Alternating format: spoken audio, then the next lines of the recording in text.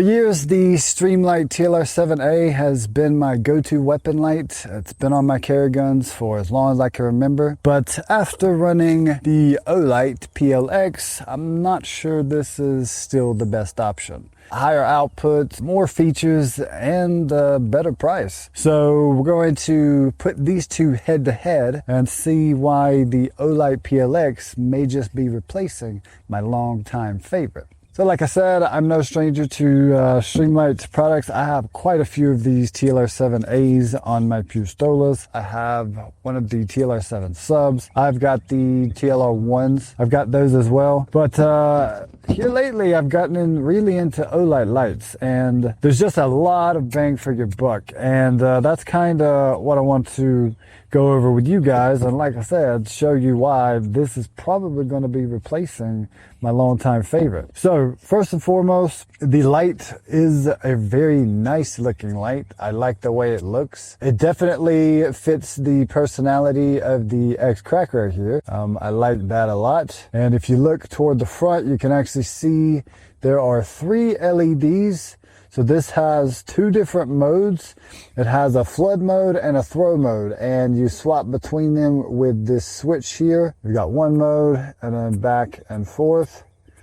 So that is very cool. And the TLR7A just has its one single mode. This one also is 1200 lumens, whereas the TLR7A is 500.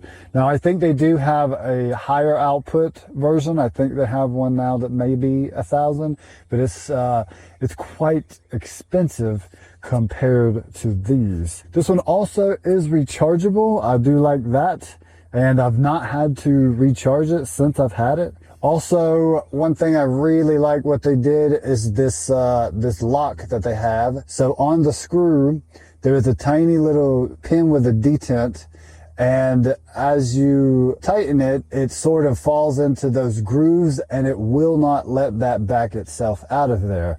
Whereas the TLR7A, it has walked out on me before. It doesn't happen often, but it has happened. It has 4 different positions, right? It's got like this ratchet style. So you like that. And it also has a set of plates. It's got 2 plates.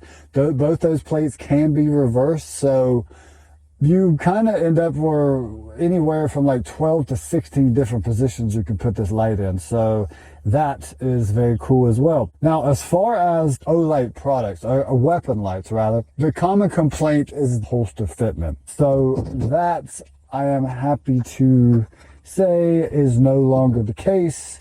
I am using this holster Ranchon. This is from Holster Mods. Guy over there named JB.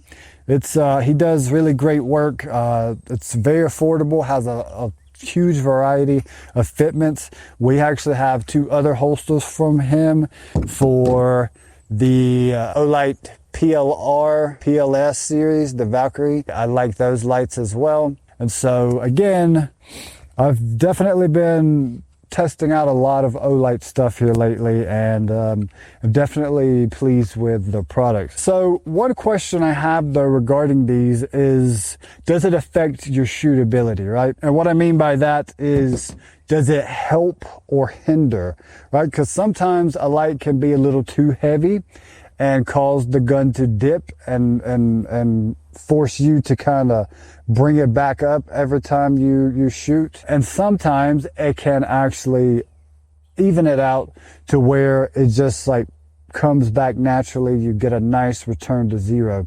So what I figured we would do is kind of shoot these side by side and try to get some slow-mo footage for you guys and let you decide if either of these has the advantage, or the kind of even, or is one kind of worse than the others. All right, so we're going to take some shots with the 2. I'm going to start with the TLR7A and then go to the PLX. We're not really worried about muzzle rise, right? Because I can tell you right now that this one is going to have a slight advantage over this one because this one is ported, whereas this one is not.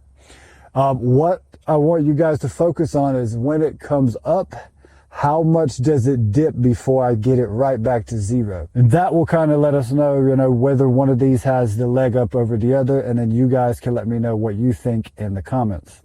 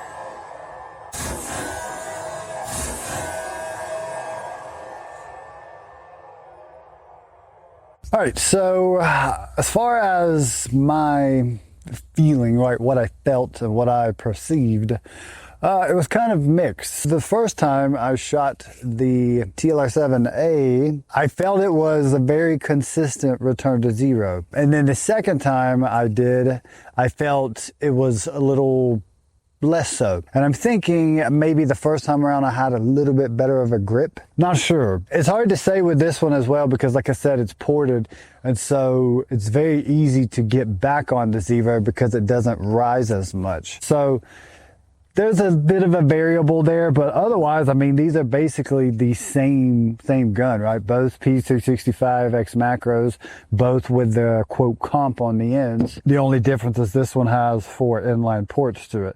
Alrighty, so I'm out here at the range and we are in the dark, as you can see. I'm going to do a comparison with these lights. This is the TLR7A with the 500 lumens. You can see up, left, right. All right, so it has a pretty good throw on it. Not gonna lie, it's nice. And so now we'll go to the PLX, and you can see, I think you can, a much brighter light. Like crazy how bright that is, honestly. And this is in the throw mode, and the flood, it's obviously going to be different, but for comparison, so here is this one on the side, PLX, and then here is the TLR7A. So you can see this is a much more concentrated source of light, whereas this one is much more wide. You know, so if you wanted more pinpoint accuracy, you would definitely want something like the PLX. Even outside of the main beam, you can see how much is illuminated right outside of it. Now let's try this one. You see the TLR7A doesn't really have that. It's kind of fades out, whereas this one has a very large window. So even outside of your focal point, you can see just how much is illuminated. So right there, look. So I don't even have the main part of the beam on there, and you can see everything perfectly clear. So very, very good as far as lumens go and the throws. Honestly, it it just makes so much more sense to go with one of these than this, because not only is the Olight cheaper than the TLR7A by quite a bit, these have a lifetime warranty on them. So anything goes wrong on those, you get that baby replaced. Whereas these, I believe I was hard pressed to even find warranty information on it. So that kind of says a lot when you're willing to stand behind your product, versus, you know, we expect this to crap out 30 days after you buy it. You know, it's, I really am digging the PLX. Not saying you guys should run out and get one, but I'm saying definitely look into them, go check one out, and I think you'll end up probably going home with one. Also, make sure you guys check out JB Holster Mods. Definitely recommend his holster over any of the other ones I've seen so far, but whatever works for you, go with that. So I think that's going to wrap today's video up. If you found this video helpful, we ask you to just strike that like, swirl that bell, subscribe and vibe with us, make us feel all appreciated, baby. We appreciate you guys for watching. As we always say, seek the Lord while he may be found, call upon him while he is near, because he is near unto those that be of a broken heart, save such that be of a contrite spirit. Draw near to God, and he will draw near to you. He resists the proud, but he gives grace to the humble, so cast yourself down before the Lord, and he will lift you up. Till next time, take care, and God bless.